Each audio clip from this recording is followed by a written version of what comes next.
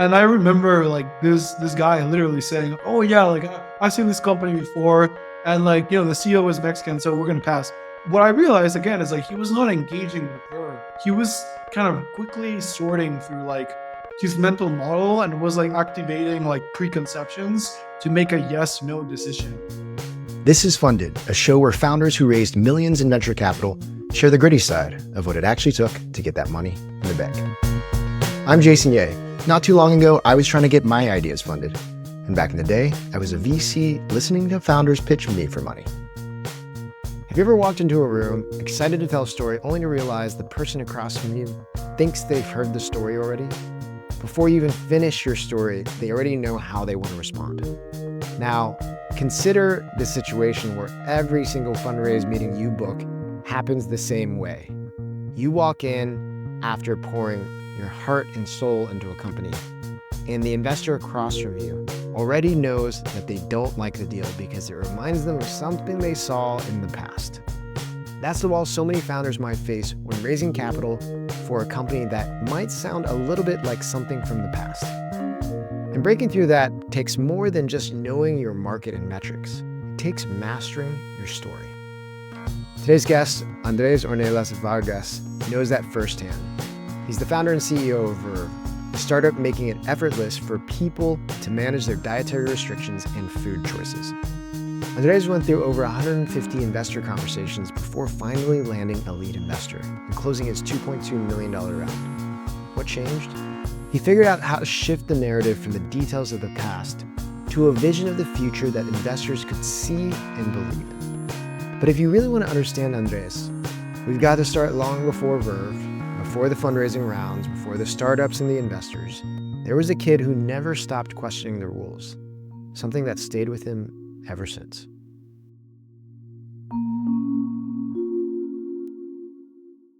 I mean, I think it was an interesting kid because I like always did it really well in school. Like that was something that like I kind of cared about myself, but I was super rebellious. So I feel like a lot of my teachers didn't know what to do with me because I would do well in the classes, but then I would be very rebellious and I would like question them and stuff like that. And I think a lot of that rebelliousness was like I always kind of struggle with authority. Like I think like when someone say, "Oh, I am the authority because I'm the authority," like even when I was like 4 years old, I don't know, like I kind of felt I had to respect people and stuff. So yeah, I was like very nerdy but rebellious at the same time, which is a funny combination. Hmm. And where'd you grow up? I grew up in Mexico City. Yeah, Okay. Mexico City, Mexico. Mexico City. And as you were growing up with this rebellious streak, what were the sort of inspirations in your life in terms of direction, especially, going through high school and stuff? Did you see the writing on the wall in terms of you being an entrepreneur, or is this a path that you weren't expecting? Yeah, no, not at all. It's funny. I think like with me, I just like I have like a very thinking brain, but then when I actually make like big life choices, I go a lot by like feeling. So I think like growing up, yeah, I'm doing school. I really always liked biology. Like that was something that I think is interesting. But I was like more passionate about like thinking in systems. So biology allowed me to think about like how multiple things like really interconnected. So I like biology. And then I'm a really, really big mixed martial arts guy. So honestly, like for a lot of like high school, like I would train because I thought it was super interesting and I would watch fights and all that kind of stuff. And then sometimes I wouldn't sleep during classes because like I didn't have energy. But no, it was an interesting thing because I never actually thought I had a direction. And then at some point, like my brother like find out there was like this program where you could like take classes like in the US over kind of over the summer. And then I applied to that because my brother was applying to it. And then, I took classes. And then I thought it was awesome. And I really like the American model of education where they didn't impose what you need to study. You could choose a major, but then you have, a lot of time to explore other things. And that's when I decided I wanted to kind of go to the US. And then when I got to the US, I started studying and then I figured out you could be an entrepreneur and you could be an investor and kind of it all just started like happening. And I just did what I thought was interesting and I ended up in this situation. But yeah, it was definitely not planned. Hmm. What were your parents into? What were their careers? Did they create a model for you to follow at all in this? Yeah, well, my father is actually, I mean, he basically I mean, he inherited a business, but like the business was not doing very well when he inherited it. So like he actually had to do a lot of things with. So it's kind of like entrepreneurship in a way, but it was like with a with like a business that was already started, but it was just not doing that well.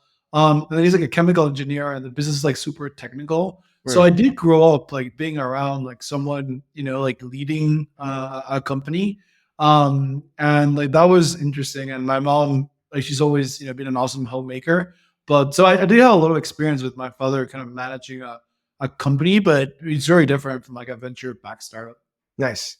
So you got some exposure to the United States via some kind of study abroad program, I guess, growing up. I saw that you actually went to Yale. What did you study at Yale? And was it like, I'm going to study a specific thing to get to an outcome? Were you already on the path to being an entrepreneur at this point? Yeah, no, that's why it's like so funny. So first of all, like crazy story, but like the only reason why I ended up studying in the US is like I really loved, like my experience and like the like summer program. But I actually thought I was gonna be a doctor, like a medical doctor. So Mexico is different. So you can actually go to medical school like right after high school. So I got into like a really good medical school and I actually was gonna go there. And then it was actually kind of funny because like they made you while you were in high school you had to like go to classes for like 6 months while you were still in high school, before med school. So I Mm. went to kind of those classes like that took place in the evening, and I remember the first class, like the the doctor that was teaching said, "Medicine is not about innovation; it's about following procedure. Like if any of you, like want to innovate or not follow procedure, I guess like this is not for you." And I was like, "All right, peace, I'm out." No, I literally just walked out, and then like just stopped attending the program, and everyone was like, "What? Like, what are you doing?"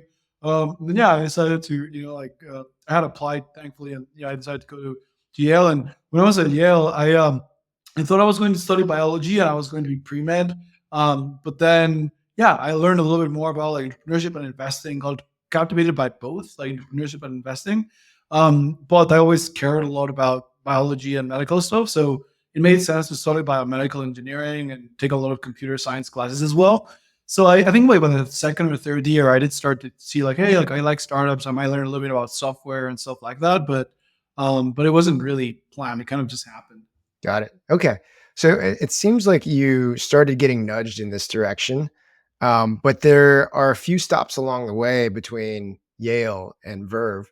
Um, Maybe you could give us a sort of summary on how you thought you got pushed to Verve, because Verve is your first company technically, but it feels like you've had some exposure to companies in general, early stage stuff. Yeah, it's funny. I'm like yeah, my career is kind of weird in that sense that like I have a lot of like actually co-founding experience, if you will, even though like the company wasn't like fully, started by me. But yeah, I basically after college, so the story's funny too, but um I actually found a startup. I had a really like small medical device startup in college, Mm. and I wanted to do that like, for a summer, and then my mom's like, this is not gonna work, like you should get a job. So I applied to all the jobs on like the Yale career page that didn't require a cover letter. So I just like applied to like all of them.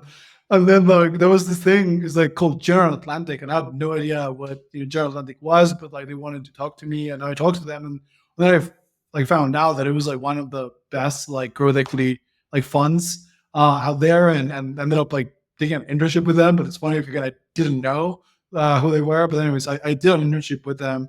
I'm there, I got really exposed to the world of like growth equity and venture capital and like, startups. And like I really, really like investing. I think it's super cool, but there was just something I was like, no, I want to be building the companies. So I decided to basically join a company called Samergen that was a hot startup that ended up not doing that well, but it was like a hot startup at the time. It was like I met them through General Atlantic, and I thought it was super interesting. Like I want to join, and then they had like a lot of people like that were McKinsey consultants like that startup before, so it felt like a good place to learn about entrepreneurship but also get like kind of the top tier consulting skill set. So I went to that place, and then Sandwich didn't work out the way many people expected, but for a while it was doing really well. But I kind of realized it was just not going to go in the direction that people were thinking, and like I decided to leave as like it was valued at like 4 billion or something. People were like, "You're crazy! Like, what are you doing?" It's like like I want to be at companies that are like well set up to succeed from the very beginning. So I went to a place called a production board founded by David Freeberg, who basically now is in the All In podcast. So kind of famous. But yeah, so I went there, and basically at that point, like they started like a venture foundry model. So the point was that we were not just investing capital, like we're actually looking for people, CTOs that could have a lot of value in like the food and ag value chain, and we would co-found companies with them.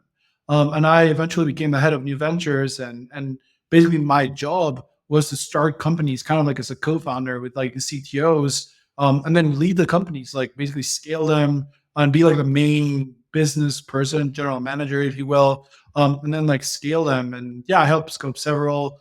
Several of them are doing super well, and I took them from 0 to more than 50 employees and a lot of revenue and stuff. So I have a lot of that early stage experience. It was not like it was mined fully. It Yeah, was like in partnership with the fund.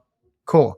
And well, I'm sure you have a lot of opportunities to talk about what Verve is. We can touch on that very quickly, but I really want to transition to talking about the story of getting ready to raise capital for Verve, right? So um, you have all this experience. You have some amazing logos between Yale and GA and the production board and starting companies and stuff like that.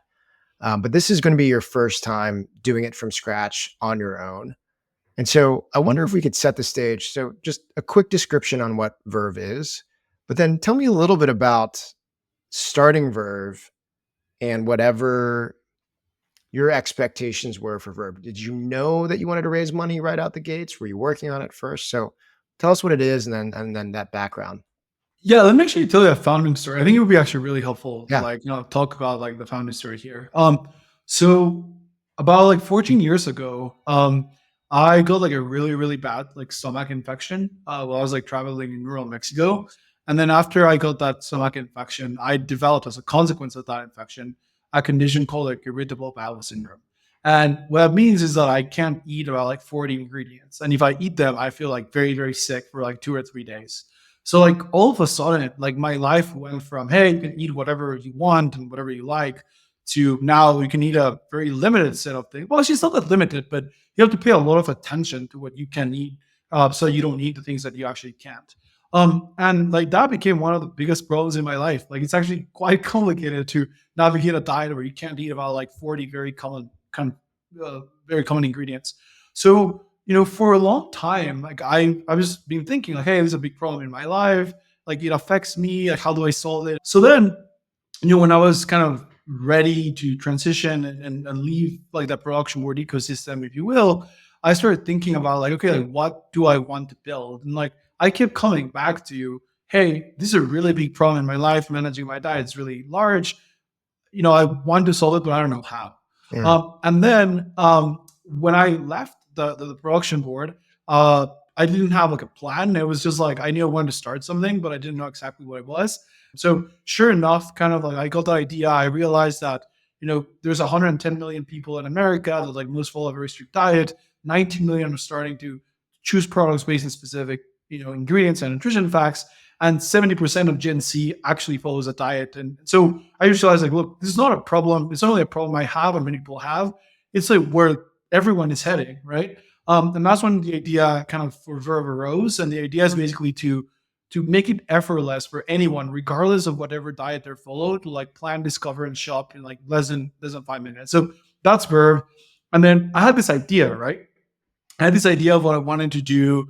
But then I actually did do a lot of work. So I don't know, like Silicon Valley ecosystem, like a lot of people really over index on like the YC model of like just start building and then like, do things. I think there's merits to that model, but I also believe that it's a little bit overused. So, when you're building a bridge, like you just can't start putting clay together and try to build a bridge. Like you actually have to like think about it and like plan and stuff. So I actually spent like a good amount of time, like probably 4 or 5 months, like analyzing the opportunity, thinking about it, doing research. Then I started talking to like my now co-founders. So I think like by the time I was ready to raise like this like pre-seed round, I'm not gonna say I'm an expert, but I was like, yeah, I was like on the level of an expert of like what are the different solutions out there, like why don't they work, what is fail, like that kind of stuff. So I had like a pretty good knowledge. I had no data, I had no traction, but like I had a pretty sophisticated understanding of the opportunity that we were going after. Awesome.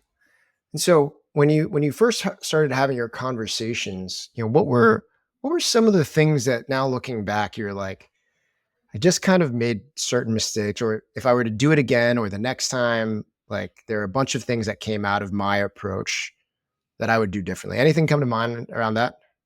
Yeah, there's like, I mean, there's tons of them, like honestly, but I think one is just like it's not really like a mistake, but I feel like every founder has to go through it. When you're starting something, for me, like it's obvious. Like for me, like it's obvious not only as a founder, but like as a person that like lives the problem every day.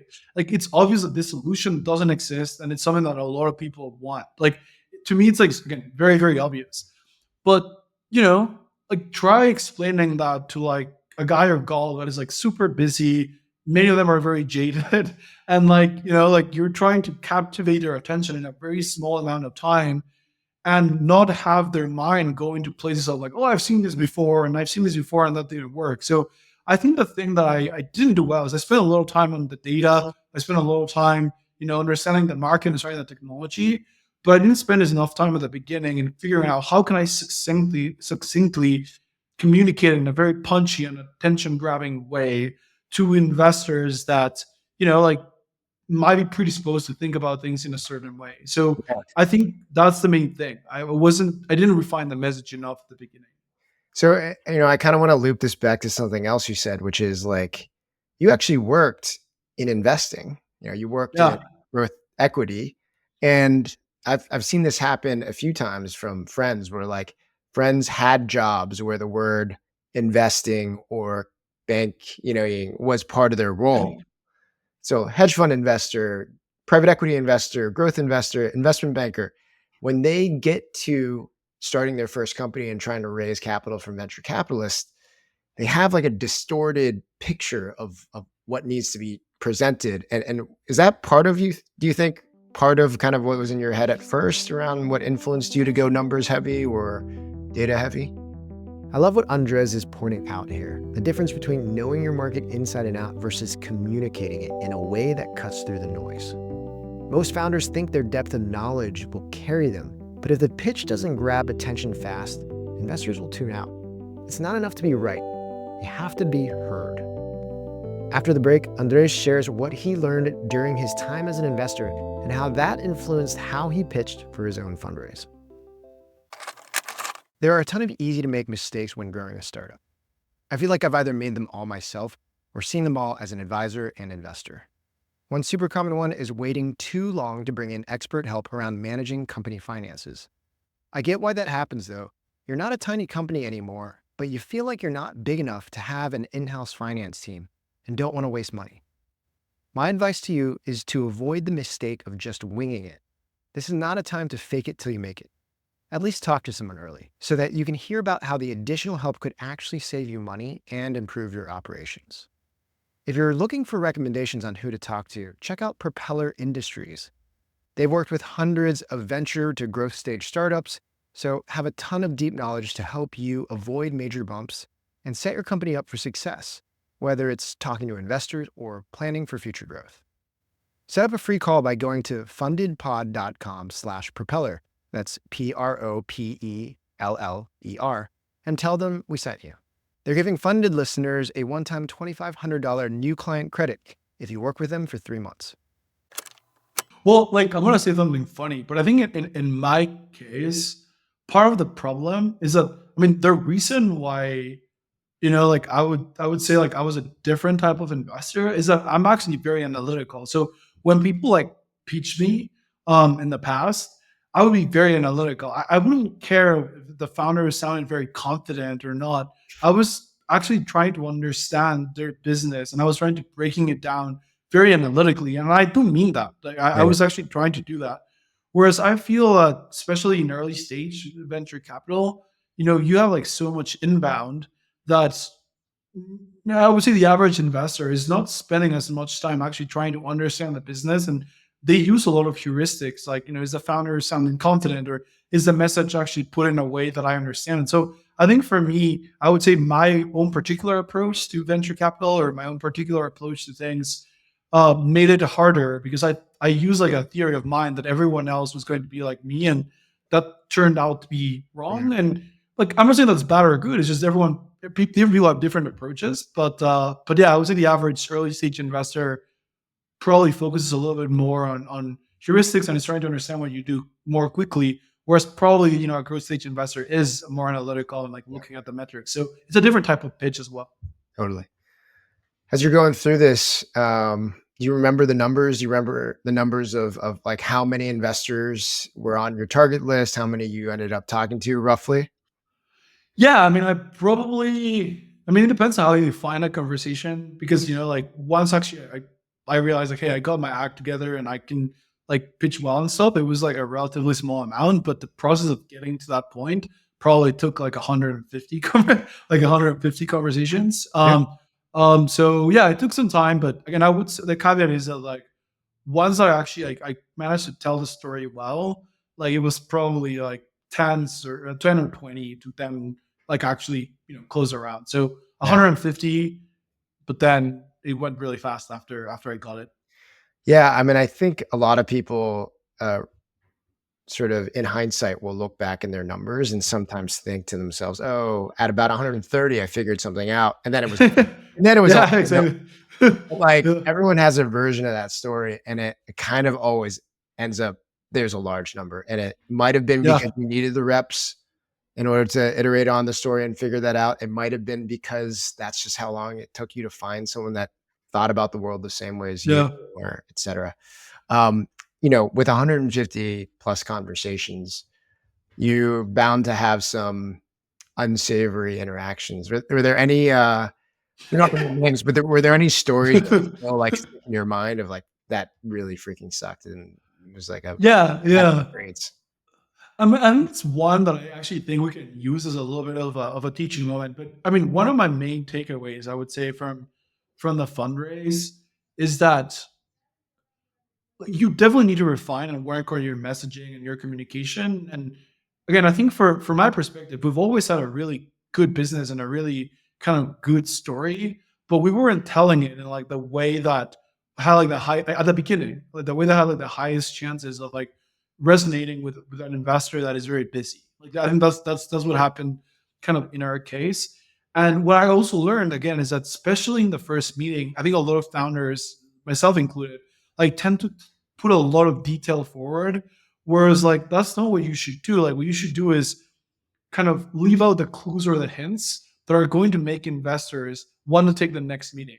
And once you actually understand those things, like they're pretty clear. And this will tell you like a funny story. Like a lot of them use heuristics. And there was one particular example of like this person that I got introduced to. And there's this like other company that like literally 15 years ago, like did something related in the nutrition space, and the founder happened to be Mexican. And I remember like this guy literally saying, "Oh yeah, like I've seen this company before, and like the CEO is Mexican, so we're gonna pass." And I was literally like, what I realized again is like he was not engaging with Verve. Like he was kind of quickly sorting through like his mental model and was like activating like preconceptions to make a yes no decision. And again, I don't fault him for it or whatever, but that movement was really important for me to realize like you're dealing usually with a system in which like people have preconceptions about what you do, and your role is to make sure that the people first you find the people with the right preconceptions or the people that are disproportionately excited about what you're doing. But then also like you can kind of tell your narrative in a way that you like don't trigger like those Yeah. preconceptions. And some of the things avoidable. I can't change the fact that I'm Mexican, but but like for other things you can. So That is a weird reason to be discriminated against you being Mexican. But I can understand the reaction being like, such a quick path based on that. You're like, "What?" Um, yeah, that's what the worst one probably. Yeah. what about the flip side? You're grinding now 130, 140 meetings, and then things start to click, right? Things start to work. Do you remember when you had the conversation or when you heard that your lead investor was going to actually commit to your lead check? Do you remember where you were? Yeah, yeah, it was actually like a Friday night, and I think yeah, like the investor was like on an airport, so she's like, "Oh, can I call you?" And I didn't know it was gonna be like a password, like I want to lead you around. And then I think the person was like going through customs and stuff. It took them like a long time, so it was like for 30 minutes I was just like there staring at the phone, and then yeah, finally like Friday at like 8 p.m. I got the call and saying, "Yeah, we want to, we want to." Come into the round and we want to take a really important role in it and lead it and stuff. And yeah, it was awesome. It was definitely like a great moment.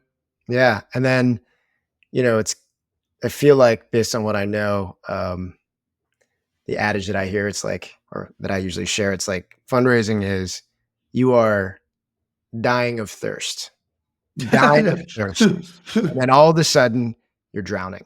Yeah, exactly. Yeah, that's Yeah. exactly So what happened. Yeah. what was that transition like once you got that lead check in?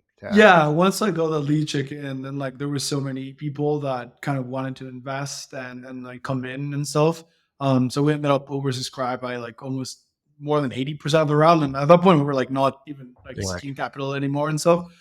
So yeah, I mean like once you get a lead, that definitely like increases your chance of getting more. But I think in my case, by the way, too, like I just got much better at telling the story. Like I think that that's some part of what happened as well. It was hey, like part of that is like we got the lead, but at the same time, like I had getting so many reps in that I got really good at making people see what they weren't seeing. And I think before I wasn't like painting a forest, I was like painting individual trees, and Mm. people were like getting hung up and like, oh, I think this tree is too small or whatever. But once I explained like, no, like it's this whole forest that you need to look at, I think that's where again we just at some point I literally I get so much LinkedIn outreach at some point that's like I couldn't really handle it. So it is kind of crazy how it goes. But yeah, in our case, you have to do a lot with the lead, but also just the narrative got much better. Super good. I love hearing the story of like how much the practice and the iteration and just like waiting for your pitch to get better had such an impact on the outcome, because I am a big proponent of getting people to practice and getting feedback, because I think too many founders try to build their stories in their minds and then they're like iterating in their minds, and kind of like you being like, I thought everyone else thought like me. It's just like it's unreal, Yeah. right? In my case, like I think like actually in my case, what was interesting is like we're doing something that if you like we're doing something that if you don't face the problem, it's like actually really simple for you as like an investor, as any person, for that matter, to kind of don't I don't want to say don't do a lot of deep thinking, but like it's very simple for people to like fall into the trap of thinking, oh, I've seen something like this before or whatever. But that's incomplete thought. Like that's incomplete thinking.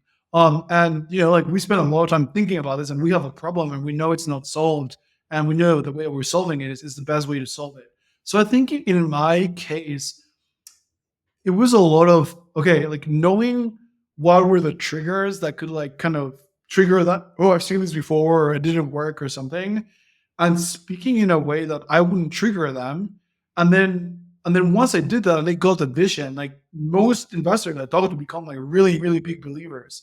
But that's what I was saying before. The way I was telling the story, people will like focus on like this specific like tree because it would remind them of like something they saw 15 years ago and the CEO happened to be Mexican. But Yeah. once I like told the story like more cohesively, things really really changed for us. So I think that that's the main learning for us. It's like as you tell your story, try to like avoid falling into the pitfalls of like the bad taste in an investor's mouth that came 15 years ago. And Sure. over time, you uncover them and you can anticipate them. But it also just takes reps. Like you can't just like you can't just think about what's in their minds. And the more reps you have, like the better you can tailor kind of your approach to telling the story. Now you have to have a good startup. Like you can't just like Right. have a Right. bad startup, but in our case, it was just like refining the message so that we didn't trigger those like wrong preconceptions. And once we got good at it, like the interest was just immense. Yeah. Yeah, it's a good point. I the takeaway I don't want people to have from our conversation is that you can, put lipstick on a pig and sell it Yeah. and like, have a shiny veneer on a total crap sandwich of a company. It's like, it is more the fact that when people are trying to solve hard problems, oftentimes they can, as they try to describe those problems and describe the opportunities, get stuck in the weeds of all the complexity, and getting great at describing something on its simplest level to get people excited, to get people wanting to learn more is the most important thing. Did you guys were you guys able to celebrate at all when you closed your round, or was it right back at it? Uh, yeah, I mean, like, yeah, we had a little bit of a moment, like, we all thought it was awesome, but we didn't really like throw a party or anything. But yeah, it was like an awesome moment. I think for us, we're also like very, very mission driven. Like we care a lot about what we're doing. So a lot of the celebration is like we get to do this thing that we believe is going to, help a lot of people. So yeah, it was definitely an awesome moment, but unfortunately no party. No, I love that. I think the celebration that you get to work on this is exactly what investors are hoping to hear and what they're looking for. Well, Andres, that was pretty awesome. I usually like asking questions at the end that might uncover something funny. You are working in a space with funny dietary restrictions and things like that. As you have, done your research and work with potential customers, are there any like crazy things that happen because of dietary restrictions, or any funny stories being in this space around helping people with food and helping people avoid allergic reactions? Anything come to mind?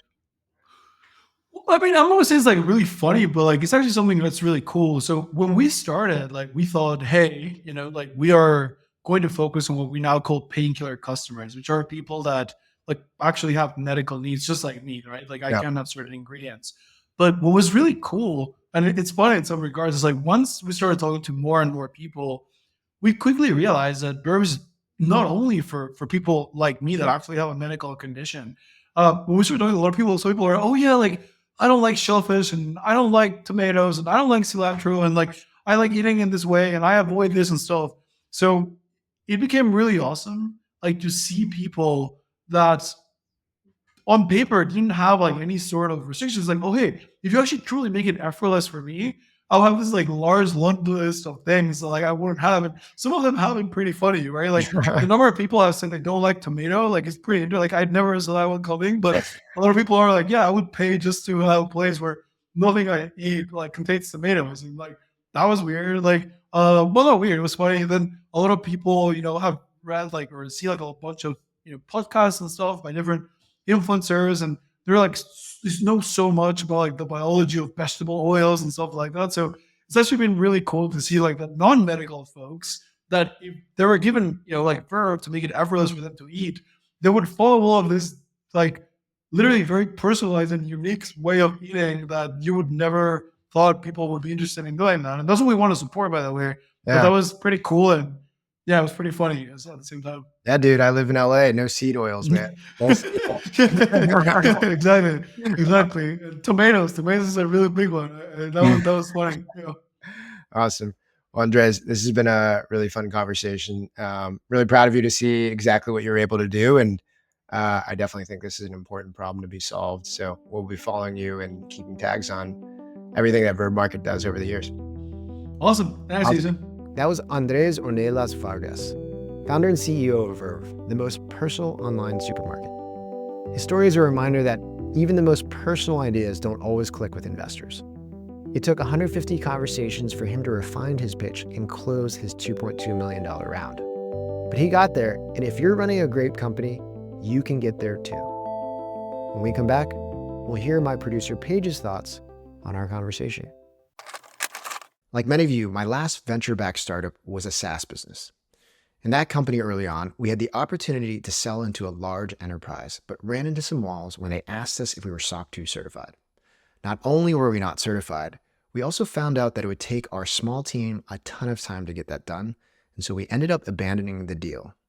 If you haven't run into a situation like that where a potential customer or investor is asking if you're SOC 2, HIPAA, GDPR, or ISO 27001 certified, you probably will soon.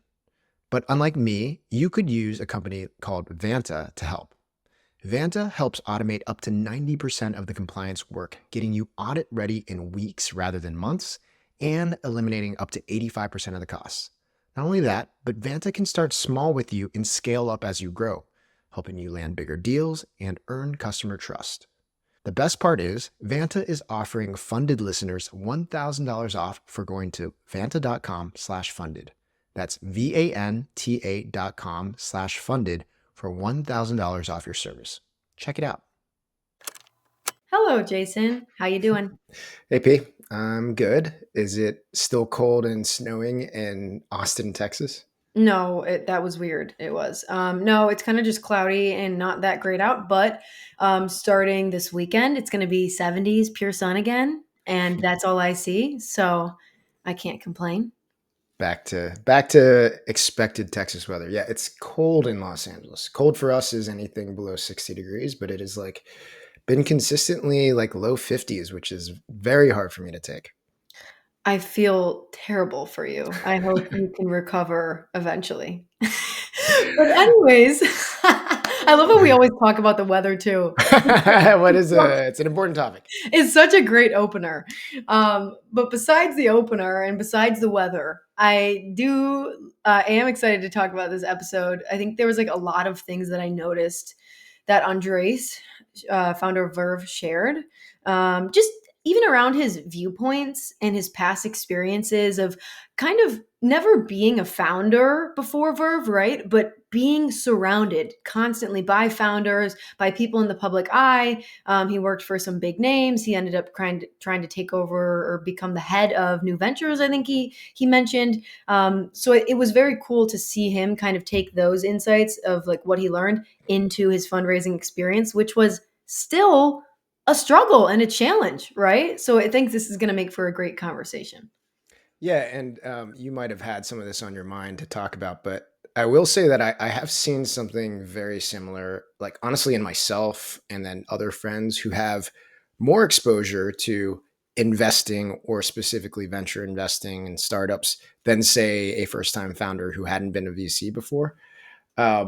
But those people have a lot of advantages, of course, right? They have a little bit more context, but in some ways, you don't realize how challenging it's going to be when you actually go out and fundraise. You don't anticipate all of the things not going wrong. You don't anticipate certain things, and so there's a lot that even Andres could learn and evolve around. So yeah, I thought it was really interesting to hear about his experience.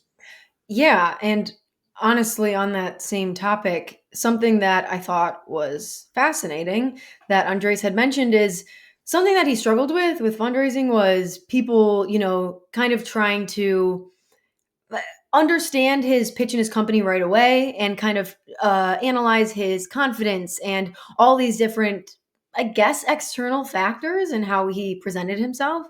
And when he was talking about his past experiences, when he was getting pitched too, he said his mind kind of went to the more of the place of analytical, and it didn't really matter if the founder was confident or not, or this or that. He was really trying to dial in and understand the problem and kind of work with where the founder was at, in terms of story or whatever that may be. And I thought that was pretty interesting because it makes you think if, yes, there's a large majority of VCs, right, that are kind of looking for that, that external appeal of confidence and story and things very summed up and organized. But it was interesting to hear him speak from this different place of, I didn't really care about that. And that was what was so difficult for me to go out and fundraise, is because I didn't know that investors cared about that as much as like trying to understand the problem I'm speaking on. So I kind of wanted to get your thoughts around that, since you were also in the VC space. Yeah, I mean, I think one quick takeaway is the reality is you can paint a picture and use broad strokes to define most VCs, but different people have different approaches, have sort of different patterns that they connect with, experiences that influence the way they evaluate deals. I will say with him, he was saying that, oh, I was much more about the numbers, but whether or not you say you're looking for a confident founder, I think even he probably was influenced by the way people presented their numbers with or without confidence. That's just going to be a guess. I didn't get to ask him that question directly.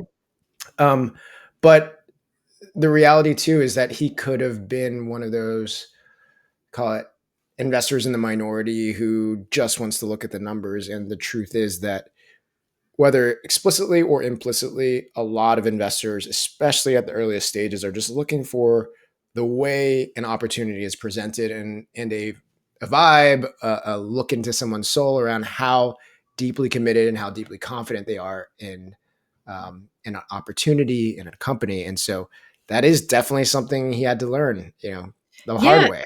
Yeah, and he said like he showed up so data heavy and detail heavy first, and he actually gave a good analogy. He was saying how he was felt like he was painting individual trees instead of painting a forest, which I thought was kind of cool because he's like, focus on this tiny thing, focus on that, and then shiny object syndrome. Investors get like maybe not in the best way either. I don't know if that's the right term to use, but they get distracted and hung up on certain things that maybe you wanted to share a detail because you thought it was important and beneficial, but then it ends up working against you and people will double click into it. And then Right. things start to kind of fall apart from there. So, yeah, one of the things he mentioned was that he had to continuously learn how to, make his messaging very succinct Yeah. and bottled up into one specific story that could, kind of cover everything that an investor needs to know in order to get to the next thing, kind Right. of like investor poker, which you might want to talk about. It sounded like the same thing as you described. And before I go there, another thing comes to mind as why his experience might have been slightly different. So he was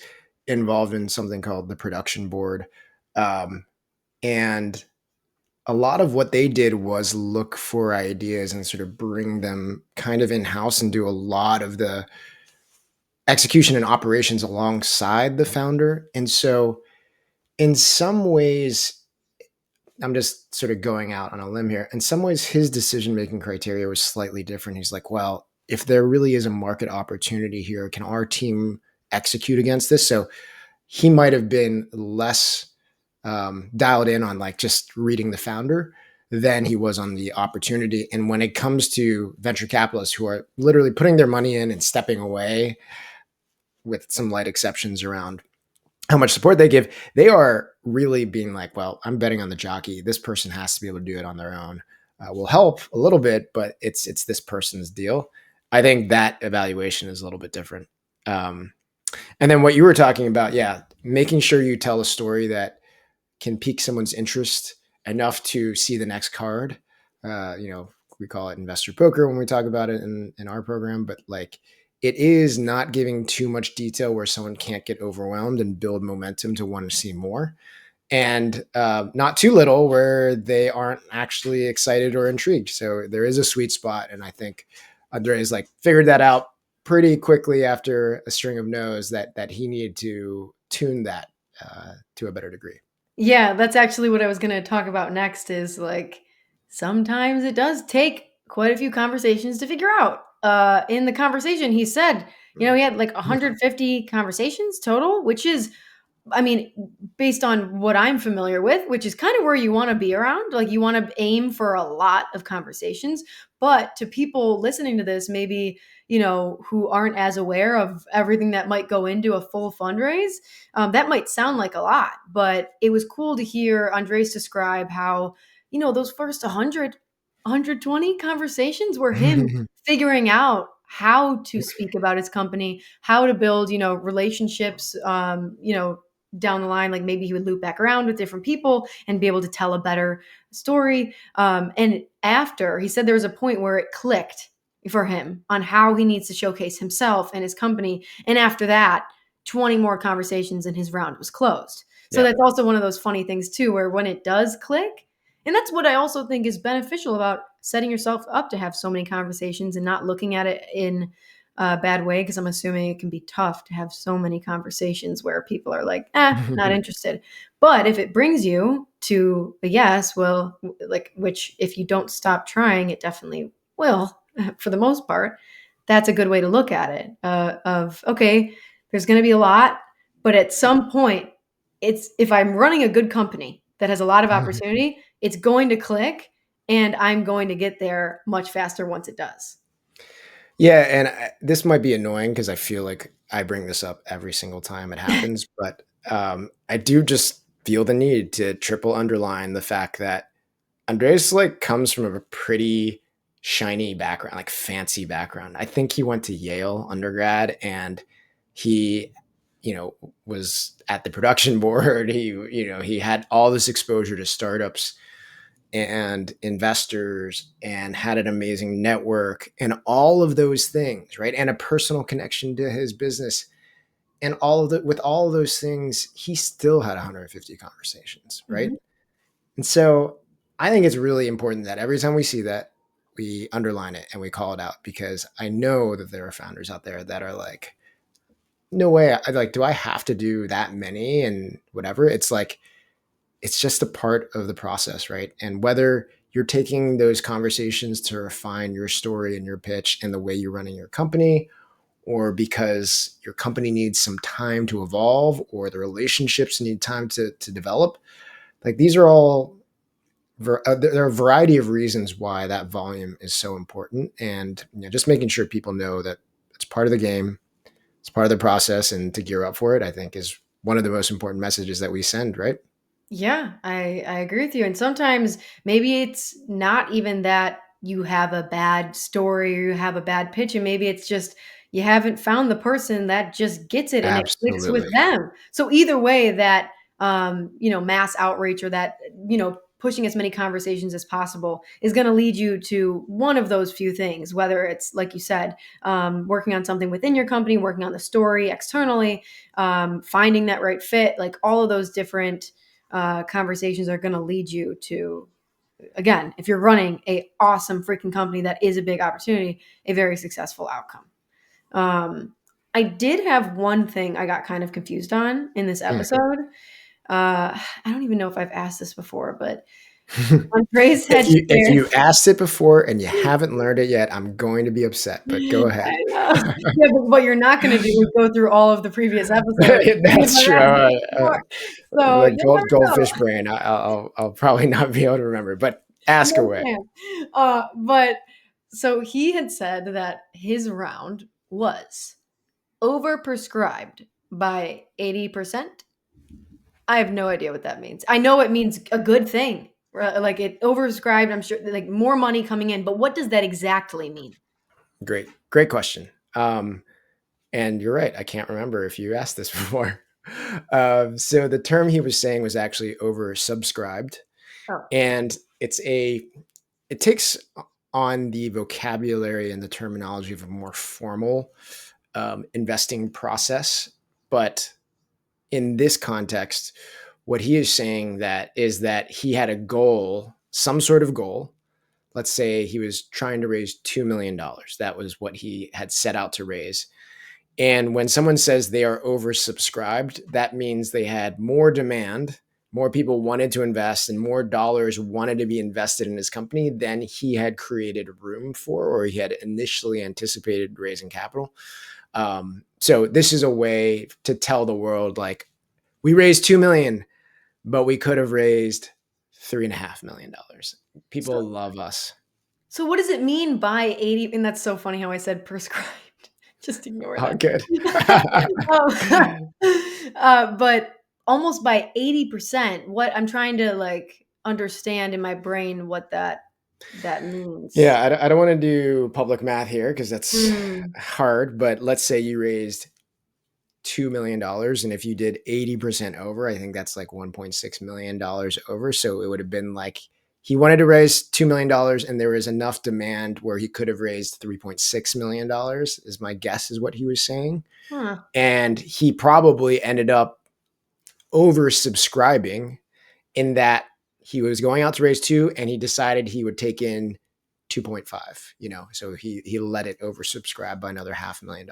Wow. So he could have, yeah, that's super interesting. And I'm assuming a reason why maybe you wouldn't always want to fill up your round, too much, I guess, is so you can focus on like with more money comes more responsibility or potential milestones you then have to hit. I don't know. Do you have any like thoughts or opinions? Yeah, there are a lot of reasons, including that one, why you wouldn't raise more than you were expecting. So, but there are two things that can happen when you raise more money. One could be that you keep your valuation, your post money valuation, fixed, as in, let's say we say the post money valuation is $10 million.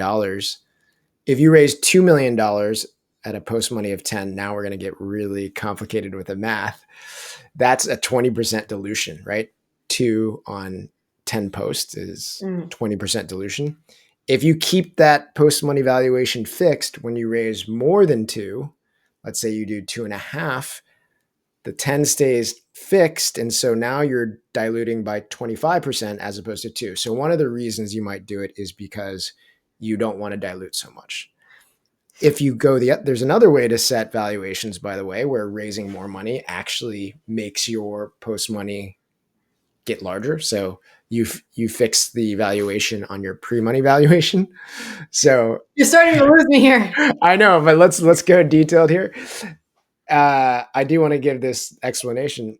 If the valuation goes higher as you raise more money, you aren't necessarily like diluting as much, but to your point, you're increasing your valuation, which might actually make it harder to hit milestones, build momentum towards the future rounds. So you don't always want your valuation to go higher. And, sometimes more money isn't always like the best thing. You might really not need that money. And, I think being judicious with how much money you raise is a really important thing. So variety of reasons not to raise more money. And, also, by the way, you might not actually want everyone's money. Like, not all money is equal. You could have some assholes out there that really want to invest their money in your company. And maybe if you didn't have all the money lined up, you might accept them. But if you are oversubscribed, why would I take that asshole Paige's money when I don't have to, right? Like, leave her off that cap table. I wouldn't take her money. Yeah, no, that was super helpful. I think that is going to be the debrief so that the listeners and I can process everything that you just said, because I do think very important. That was a lot. I do think we spend a lot of time in our content about valuation calculations. So if that little spiel blew your mind, or rather went over your head, reach out to us. Let us know if we should do more content, maybe on the back channel where I can explain some of that. Smart. Honestly, we should do that, because I'm gonna listen and I'm gonna re-listen to this exact part of the debrief. Actually, okay. It's time to study. Right. If you're looking for more insights, strategies, and support around fundraising, subscribe to our newsletter. It's at fundedpod.com/newsletter. And find me on social. I'm at Jayeh, that's JAYYEH, on almost every platform. I respond to DMs and newsletter replies, so hit me up. This episode was produced by Paige Randall. Hey guys. Thanks also to John O'Lee from Adamant. Hey everyone. And as always, one last thanks to our sponsor, Vanta, the leading automated security and compliance platform.